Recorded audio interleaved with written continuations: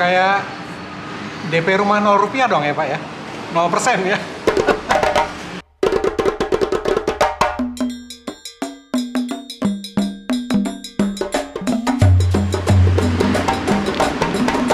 Wah, kelihatannya sibuk banget nih Pak. Apa kabar nih? Baik, alhamdulillah. Sudah divaksin apa belum nih? Sudah dong. Belum lansia dong. Oh, jadi yang maunya di sini ini Nusantara. semuanya lansia nih Pak ya?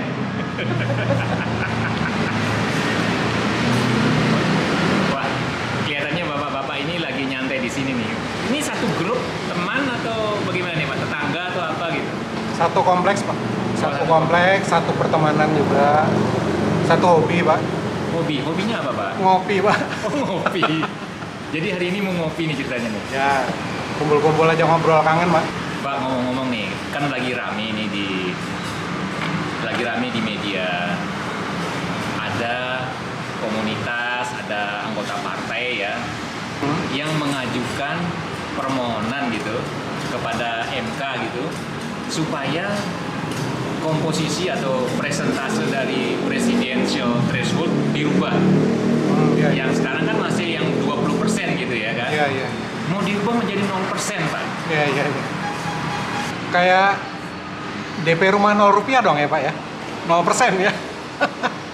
Nah, Bapak setuju nggak dengan usulan mereka supaya presidential threshold itu dirubah menjadi 0% gitu loh Pak?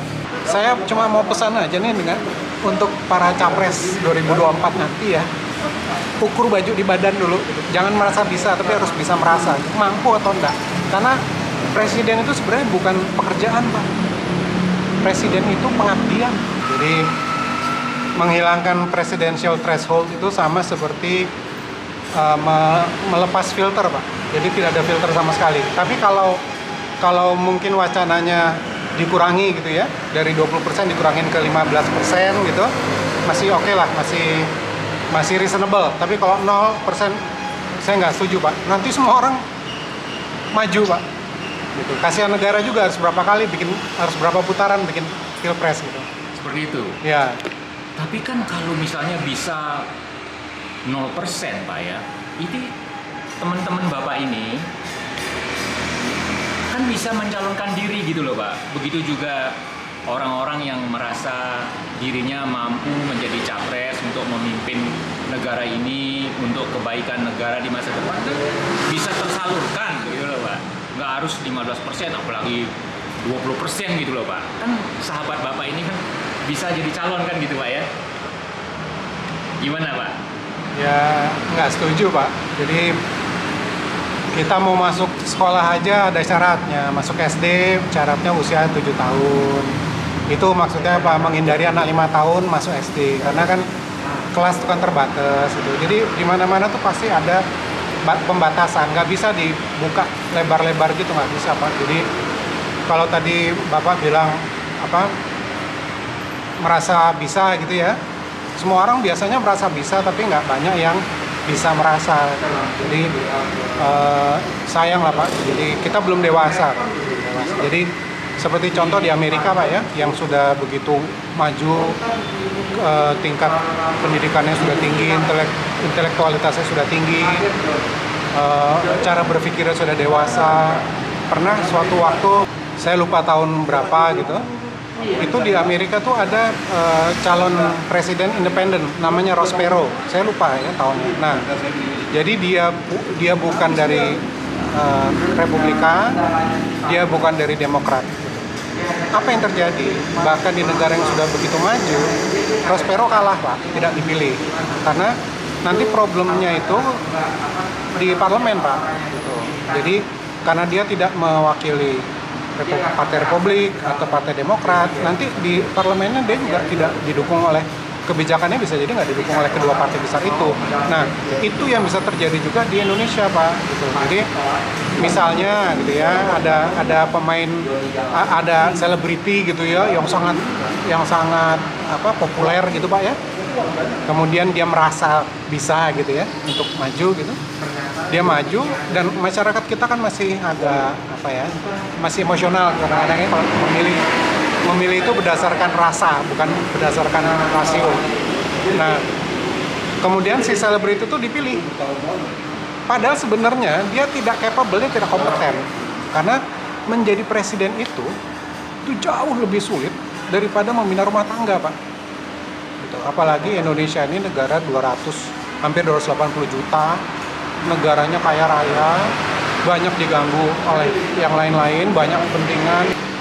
Di Indonesia ini banyak agama, banyak suku, banyak kepentingan. Jadi jangan berlomba-lomba pengen jadi presiden. Karena berat, Pak. Berat, kayak presiden kita yang sekarang ini kerja.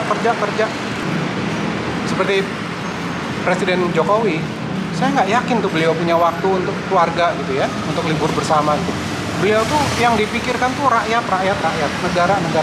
Jadi untuk bisa mengganti beliau itu minimal tuh harus bisa setengahnya mendekati kemampuan beliau. Mampu nggak gitu loh. Kalau enggak jangan dulu. Jadi presidential threshold itu kalau 0% saya sama sekali anti ya, karena itu konyol menurut saya.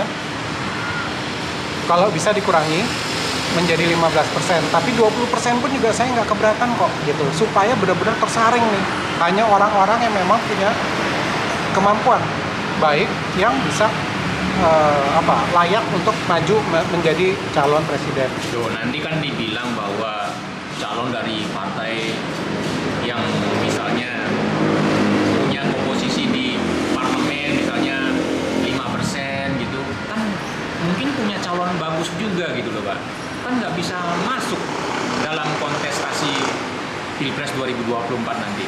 Ya, jadi hanya itu betul. Partai besar aja gitu. Ya betul, itu sisi buruk, sisi negatifnya. Karena ya tidak ada yang sempurna, sistem itu nggak ada yang sempurna Pak, buatan manusia kan ya. Iya. Jadi kita untung di sini, rugi di sini, untung di sini, rugi di situ. Nah sekarang tinggal kita pilih mana yang paling sedikit keburukannya. Itu aja. Jadi tidak ada yang 0%, tidak ada yang 0 keburukan, nggak ada. Pasti ada kekurangan pasti. Jadi tinggal kita pilih mana yang paling lebih banyak kebaikannya daripada keburukannya. Jadi ya kalau partai yang kecil tadi itu punya calon hebat gitu ya, misalnya menurut dia gitu. Nah jadi bergabung aja dengan partai yang besar. Kemudian nanti ada dialog dengan kawan-kawan partai lain itu bahwa ini calon saya titipkan. Entah jadi RI 2-nya atau jadi menteri, nah, nanti kan dia akan masuk ke dalam orbit pemerintahan juga gitu, yang mana nanti dia akan dapat exposure 5 tahun ke muka, mungkin dia bisa maju sebagai calon presiden. Jadi selalu ada jalan sebenarnya Pak. Tapi kalau 0%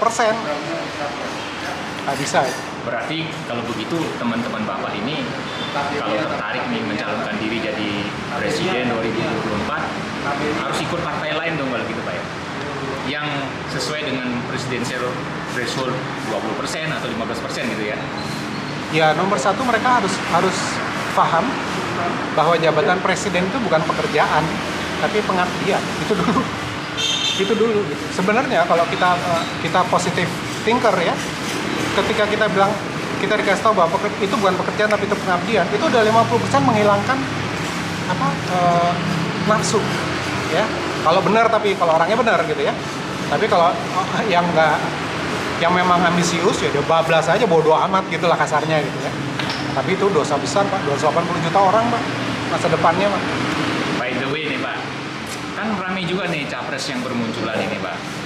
Kalau menurut Bapak yang cocok atau yang pantas jadi capres 2024 siapa ini Pak? Pak Jokowi Pak. Jadi Pak Jokowi lagi kan, Pak Jokowi hanya maksimal 2 periode katanya. ya itu saya berharap nanti parlemen bisa merubah undang-undang kepresidenan itu dari 2 periode menjadi 3 periode. Jadi supaya Pak Jokowi bisa maju lagi di 2024, kemudian punya waktu lagi ke depan 5 tahun untuk menyelesaikan pekerjaan-pekerjaan yang tertunda, juga mempersiapkan calon penggantinya nanti gitu. Kan nanti baru akan terlihat itu Pak. Kalau sekarang ini masih belum terlihat. Jadi kalau banyak calon tuh Pak, katanya Ganjar Pranowo, ada Erick Thohir, bahkan AHY, juga Anies Baswedan gitu loh Pak. ya itu, jadi hak konstitusi setiap warga Indonesia itu adalah bisa mengajukan diri menjadi presiden. Itu hak.